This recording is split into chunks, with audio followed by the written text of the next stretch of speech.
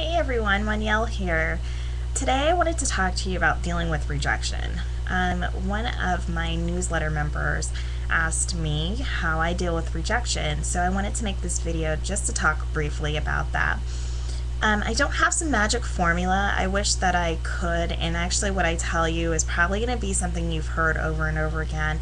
And the reason you've heard it over and over again is because it's true. Like so many times we have to hear these things more than once before we feel them or understand or identify with them.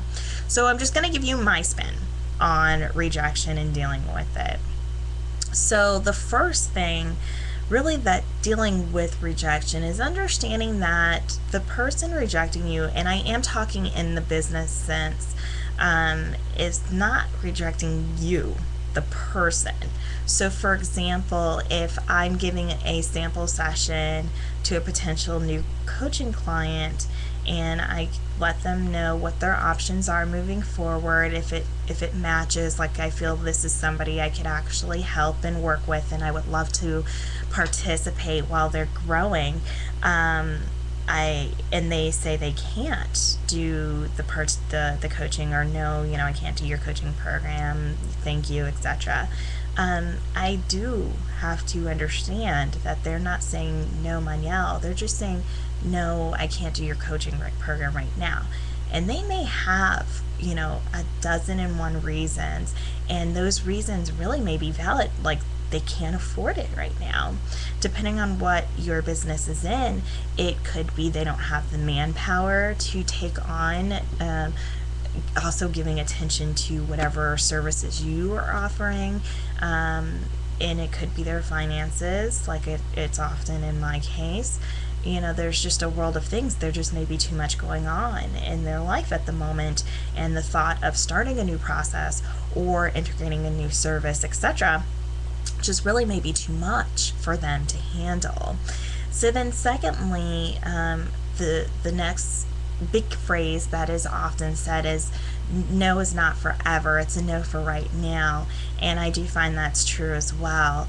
And one way to really feel that out and to see that happen in the life cycle of your business is to maintain a healthy connection with these people who have said no to you.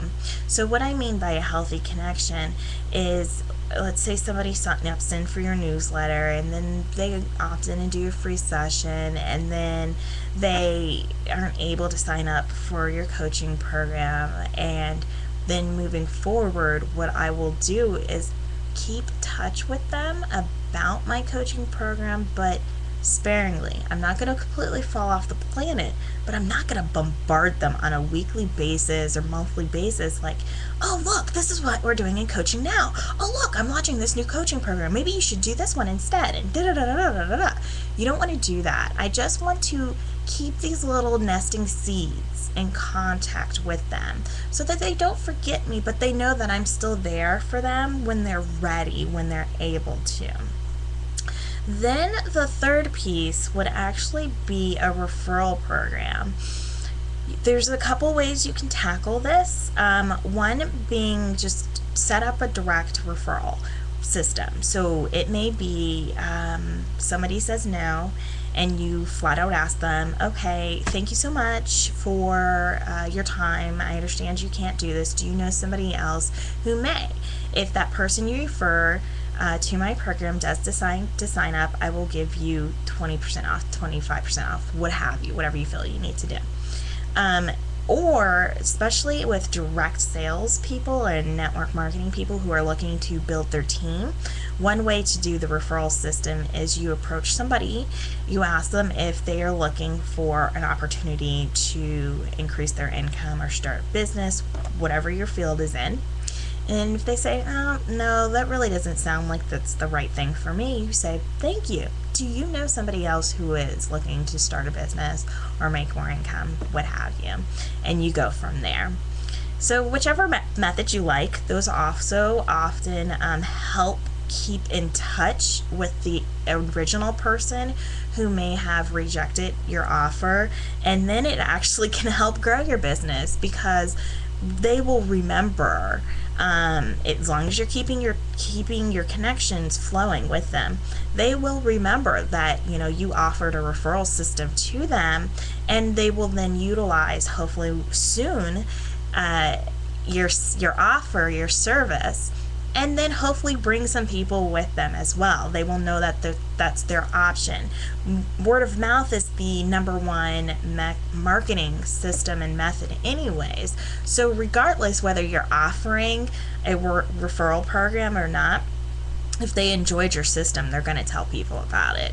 But on the flip side of that, if you don't follow up properly, if you don't keep a healthy communication relationship going with your constituents, then it could also backfire the opposite way. So definitely keep that one in mind. So I hope my suggestions help you out with dealing with rejection, and definitely remember, you are awesome. So when somebody does reject you, remain cool, remain polite, remain gracious, always still courteous and polite. Be sure to thank them. Be sure to thank them for their time, and then remind them how valuable they are to you. And then you move on to the next situation. All right, thanks everybody for watching. Take care. Bye-bye.